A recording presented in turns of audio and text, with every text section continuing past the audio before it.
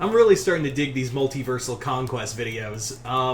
So this time around, I'm going to be doing another Star Wars one, but this time around, it's going to be a little different. This time around, it's going to be finally talking about something that I don't really get to talk about a lot in my videos. Another fandom I've really enjoyed with a star in it, and that is StarCraft. So we have got, in this Multiversal Conquest, the Galactic Republic from Star Wars, the prequel era, so this is Clone Wars era, versus the Protoss from StarCraft. So the Protoss and the Galactic Republic. What would that be like if these two factions fought in a war? What would it be like if there was an all-out war between the Protoss and the Galactic Republic? Not going to say how that war started, let's just say, like, scenario-wise, like, who would win in an all-out war between these two factions. So, let's talk about the Galactic Republic first. So the Galactic Republic, this is the height of the Galactic Republic's army. This is, we've got, of course, the Clone Troopers, we've got the Venator-class Star Destroyers, we have fighters, we have all this stuff.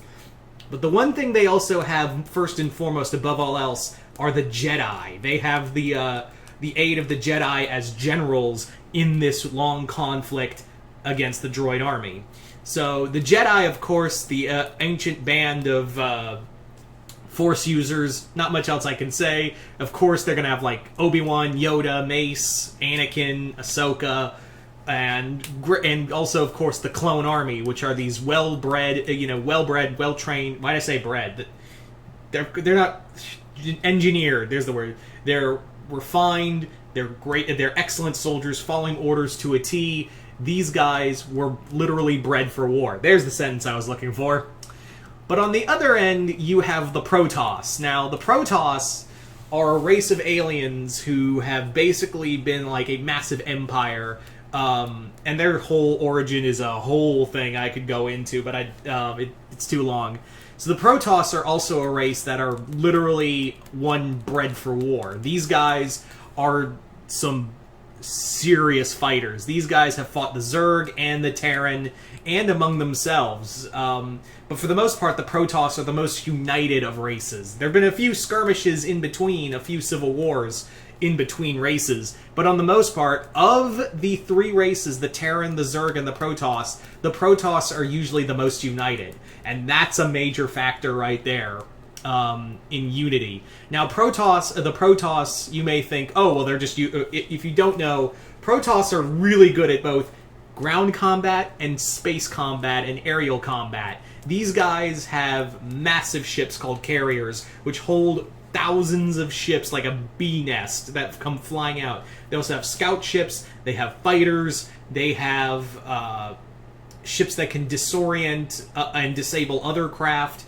They also have probes that are completely invisible and can actually, be undetected and go into other enemy bases. And the soldiers, the soldiers. Of course, we have their foot soldiers, the Zealots, which are these close combat, blades in the face with high dent shields. That's the other thing the Protoss have, is that not just their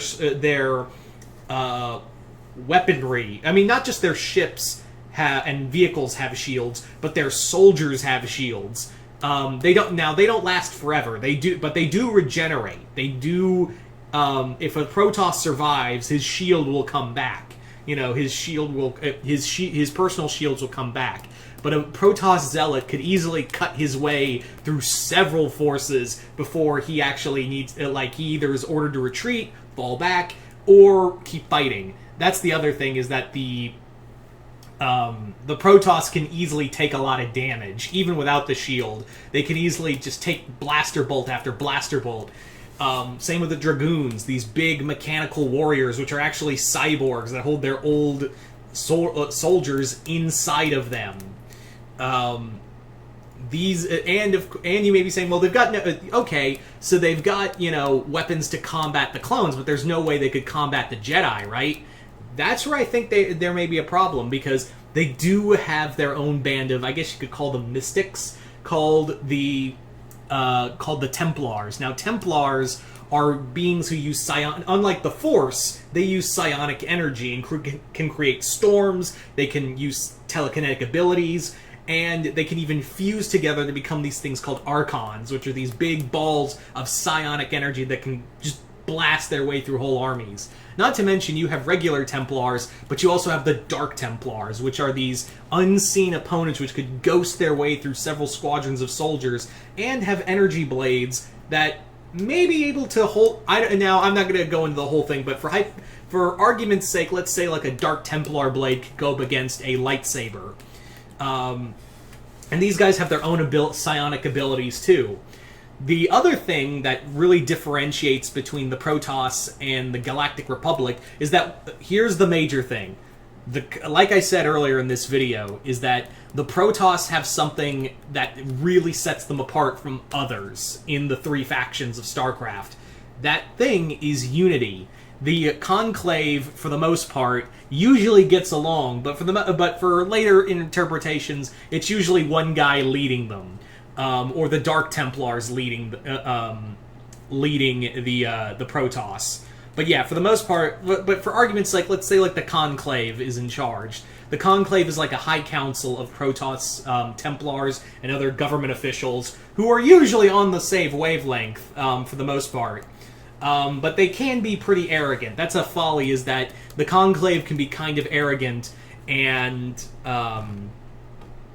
have some, I guess you could say, like, disagreements. Because, again, had it not been for Tassadar, who realized that the Zerg were how dangerous the Zerg incursion was, there probably would be no Protoss or anything left in the world.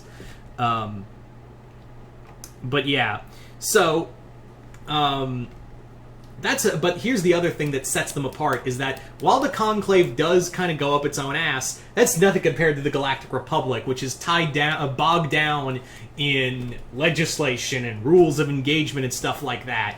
And the clones sometimes get tied, and the Jedi get tied up in that. Protoss don't have that problem. If the Conclave doesn't really have an answer to anything, the Protoss will go in and fuck shit up themselves. And remember, these guys are capable of fighting on both the ground and in space. So those carriers they have could go up against their fighters and Venator-class Star Destroyers. So that's something you have to look at, is that also, like I said, a single Zealot could, in theory, cleave his way through several clone troopers, excuse me. But on the other hand, the Jedi are well-trained, clones are well-trained. These aren't like droids, which I imagine the Protoss could easily tear their way through. These clone troopers adapt fast, they learn fast, and they strategize a new form of combat. When you're seeing something go wrong, you're gonna fight back, and change up your tactics, on a dime. So that's something you really have to look at in this situation. Is that but the same can be said for the Protoss. So these two factions are going to, if this was a war between the Republic and the Protoss,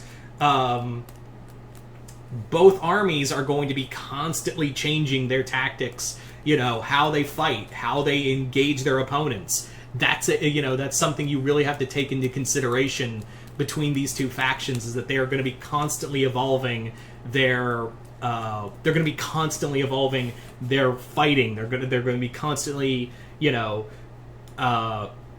changing up their tactics. And again, but the one thing you have to look at again is that the Conclave is usually is 9 times out of 10 on the same page. The Galactic Republic cannot be said the same thing, where the Conclave will usually nut up and shut up when it comes to warfare. The Galactic Republic, on the other hand, the Senate will be bogged down by anything, and that might impede the war. So that's something you have, politics do play a major part in warfare, for those who are unaware, but yeah. So that's another major factor. But this is a tough one. This is one where I usually have, like, as I go on, I talk about, like, which side could be the more, would be the superior side. But on this end, this is the first one in this series where I'm like, yeah, I don't really know who could come out on top. I don't know if the Galactic Republic could, because the Galactic Republic has a army that they can keep churning out. You know, the clones they can keep churning out. The Protoss have to recruit and train soldiers. But those soldiers are well trained and great warriors. So keep that in mind. But so this is a tough one for me. So I don't know who could come out on top on this one. I honestly don't know who could come out on top. But you guys tell me in the comments below. Who do you think who would win in this fight? The Galactic Republic or the Protoss? I think this is I don't get to talk a lot about StarCraft. It's one of my favorite games. So I was really, when I was doing these faction wars, I was like, all right, I've got to do some put some StarCraft in here. But once again, just comment below, let me know. And once again, I have to reiterate that I don't take requests for these. I'm not trying to sound like a jerk. It's just how I go. And but once again, I'm Mr. Multiverse. I will see you next time in the Multiverse.